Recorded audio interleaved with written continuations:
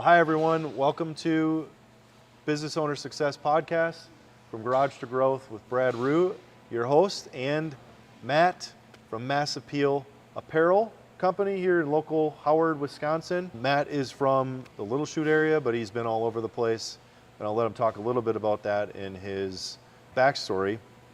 And with that, thank you, Matt, for being on our podcast today from Garage to Growth. I know you're still in the semi-garage phase a little bit with this new business venture of yours. And I'm excited to share your story on this because we don't get a lot of newer entrepreneurs, we'll say, on our podcast. A lot of them, they've already grown and maybe sold their business, which is ideally your path someday. But I'd like to first off ask you, what inspired you to get into the apparel game? And where did you start, and what led to the transition to the apparel game? First, thank you very much for the opportunity. Appreciate it. So let's see, it wasn't an aspiration to get into the apparel game. It was, again, always looking for that freedom aspect or just a drive to be an entrepreneur. And this kind of popped up. So real estate prices keep going up, but the volume of sales keeps going down and down. So as a real estate agent, which I was residential, I am now still, but I have my license. It's getting tight for real estate agents, all of them, and everyone included in it. The inspectors, title company, loan officers, all feeling kind of the crunch of once you get a sale, it's great because the numbers are high, but the number of sales throughout the year are going down.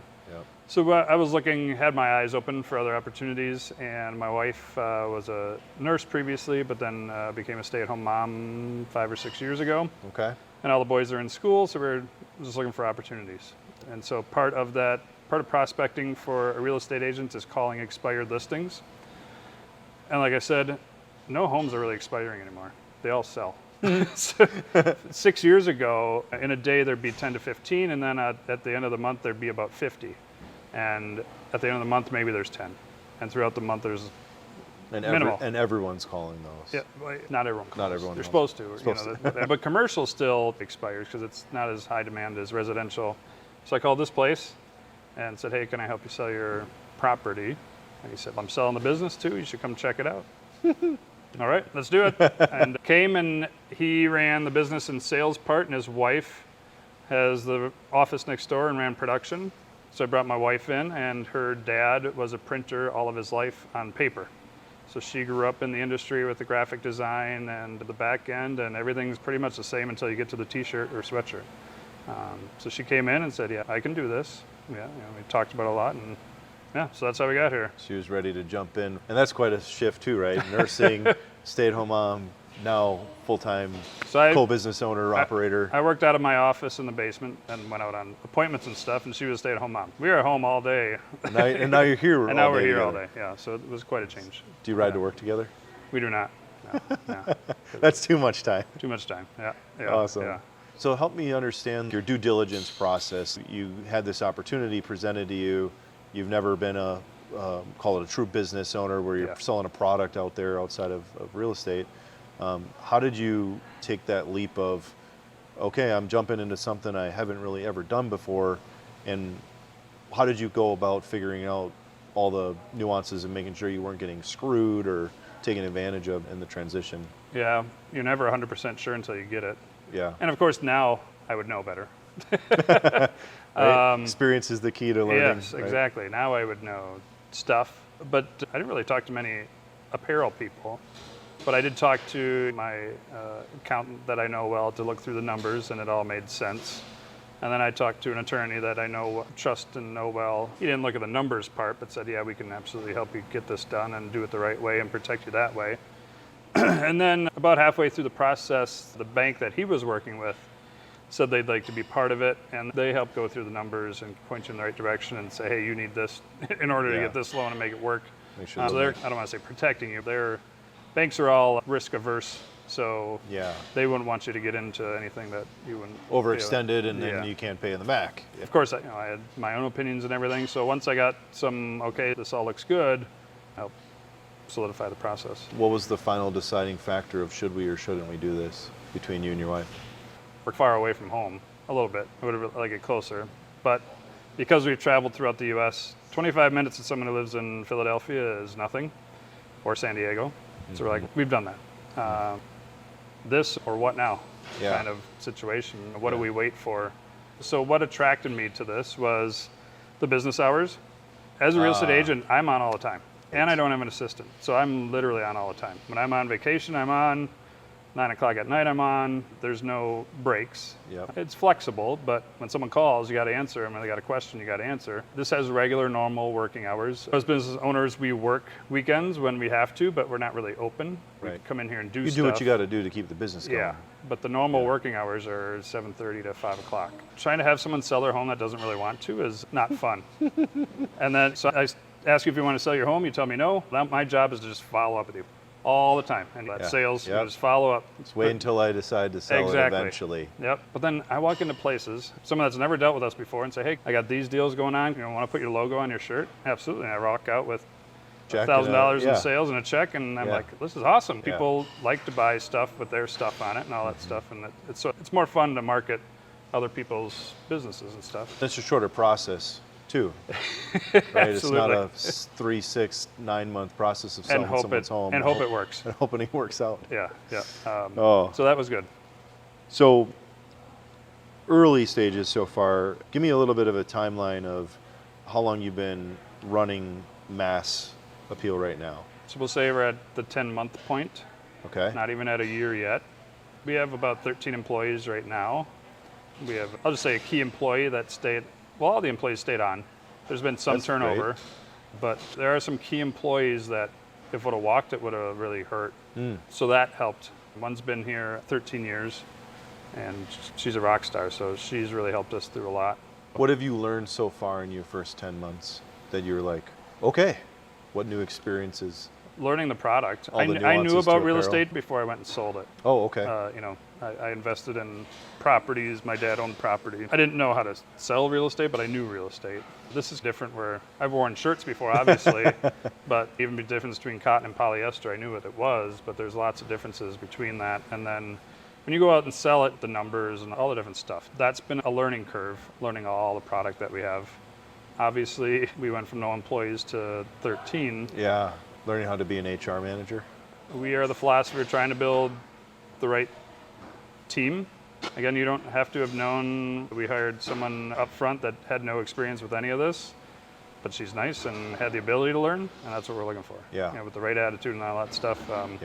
We don't necessarily need you to be experienced in what you're doing. We'll teach you. It's a really good lesson for the people out there trying to hire someone to fit a role, and I understand there are some specialization with certain roles out there, but generally speaking, if you got the person with the good attitude, good work ethic, willing to learn, you can teach them anything. That was the other positive about this specific type of business. It takes skill to be a printer, to screen print. It takes skill, but you don't need to be a master electrician or 4 years of master carpenter. Where it takes time to do that. It's hard to find those people right now. Or a welder. That was something that's been popular right now.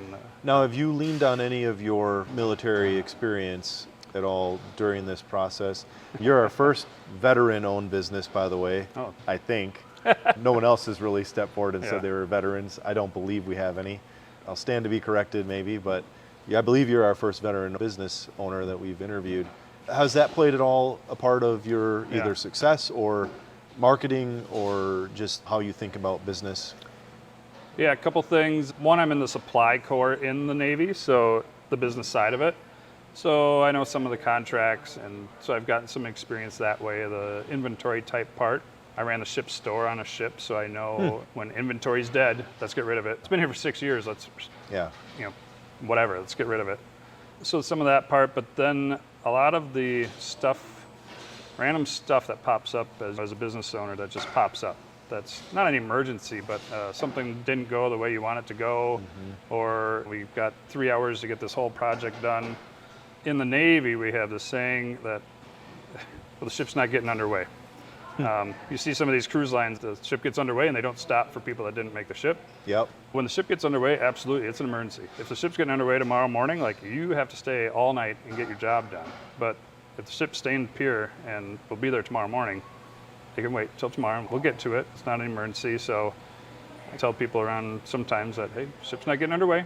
Yeah. We'll be fine. We'll show up at 7 o'clock tomorrow again, Yeah. and we'll Work be all on it right. the next day. It'll be fine. As I've gotten higher, I've been in charge of more people, so building the team and finding the right people help Yeah. that wise. That's, again, I've never had employees, but I've had people under me in the military. Sure. Very similar. So you're building morale and learning how to treat people and giving people opportunities and that sort of thing. That's helped a lot. I'm glad we were able to tie that stuff in, because just going from a solo person in real estate to owning a business, people will be like, that guy's nuts. He's never had to manage people. But you've had those experiences before in your 25 years? Already? 20 years. Yeah. Yeah. Fantastic. I've learned a lot, giving people opportunity. That's one of the biggest things. Don't tell them how to do it, tell them what to do, and let them figure out how they want to do it. What vision do you have for Mass going forward? What do you see changing? What do you see adding? Any big kind of vision? Sales is a big part, building the sales system up. So the old system was the old owner go out throughout the state and sell. And that worked, and it grew. But we need more of a system.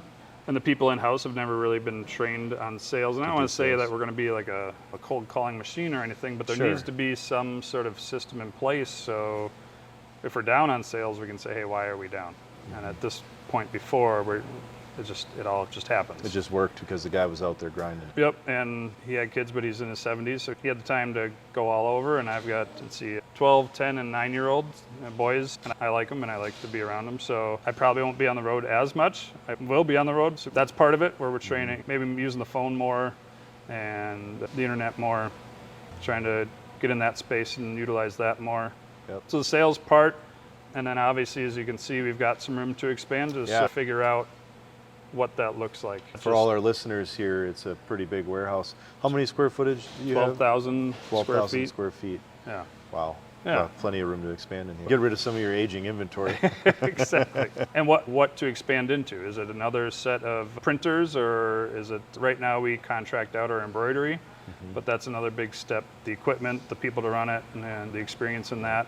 We've got another machine here, the direct to garment. One is like a hot press, and the other one's literally like a printer. Oh, yeah. And it just puts one shirt out, but it can do full color and one-off type deals. That's cool. Because sometimes people just want 5 shirts with like their grandpa's face on, and it's hard to do with ink.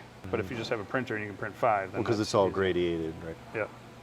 So yeah. So getting some more equipment, definitely your sales end. Yeah. And anything else? Maybe a little facelift here or there, and On the building. Yeah. It's a great location. Yeah. Off the highway. And he just got in here about 2 years ago, 3 years ago now. He was here for 2 years when I bought it. So he was relatively new to the building itself too, just trying to reach out to the Howard neighborhood and Swamico neighborhood and being a part of that. And yeah. As far as the community around here, how do you feel that you're now impacting the community maybe differently than you had in your prior career? There's more revenue going on, so we can sponsor different people, and that's part of marketing, but also helping people out. Well, we're part of the Tavern League. A large portion of our clients' customers are taverns, bars, and campgrounds. And we've been supporting the Tavern League for at least 25 years. So I was at their meeting yesterday, so that's a big part. And then the Campground Association. I'd say you're employing people locally. Absolutely. So it's overlooked a lot, I think, from business owner to business owner. We employ people and give people jobs in our communities, and without us, what do they have? We're trying to build an environment where they want to. Yeah. I don't know who wants to come to work, but they don't mind coming to work. How about Right. that? Yeah. Yeah, I'd love to come to work. I don't know that. It maybe is a job, but maybe hopefully it turns into a career. They don't mind coming to work. What would you say to another person in your shoes, or maybe yourself a year ago, that's interested in a startup or starting their own business and getting it off the ground? What would you say now in your short entrepreneurial window, either to yourself or someone looking to get into a business?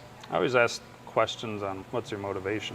Is it the money, or is it freedom, or is it time? Just like life, you don't know until you do it.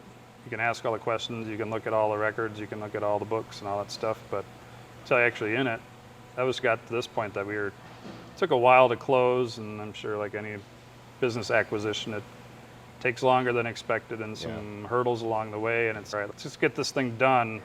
Let me take all the crap that comes with it, whatever that is, and then I'll figure it out. Yeah. You can analyze to death and do all that stuff, but you don't know until you're actually in it. Take the jump. Yeah. And then just get the grit, get enough grit behind you to be able to muster through anything that's being thrown at you. That's part of the Navy experience too. I've been through some hard stuff. This isn't part life of the, or part death. of the This deal. is- Yeah, exactly. And I've never been in that stuff, but I've been deployed quite a few times and all that stuff. And yeah, there's hard stuff, and this is just part of it. Suck it up. Yeah. There you go. Tip of the day. Suck it up. The fact that so many people were supportive of it, that's a big thing. That friends, family were excited, and wife was on board. People are supporting. That's a big thing. People are supporting it. But being a real estate agent, I'm like, oh yeah, everyone supported me there too, but that didn't make the business go. Yeah. There's not Right. enough volume, and mom and dad and a couple of brothers and sisters help or whatever. So Yeah, support basically, in my opinion, is that it relieves the stress, Yes. like the home life stress, but Yeah. it doesn't, like you Doesn't said, make it the doesn't business make go. you successful. yeah, It just relieves any potential pressure that could dampen your success. yes, You still got to get out there and grind yeah, it. absolutely. Any final thoughts? No, just take the dive. Yeah, Take the dive. take the dive. Hey, that's a Get in. good Navy. Navy terminology. Absolutely. You had to work that in. I saw that. Matt, we appreciate you on our podcast. Stay tuned for more from Garage to Growth Success Podcast coming in the near future. And look for us on YouTube. All right, thank you very Thanks, much. Matt. Appreciate Yeah. it. Thank you very much. Thanks.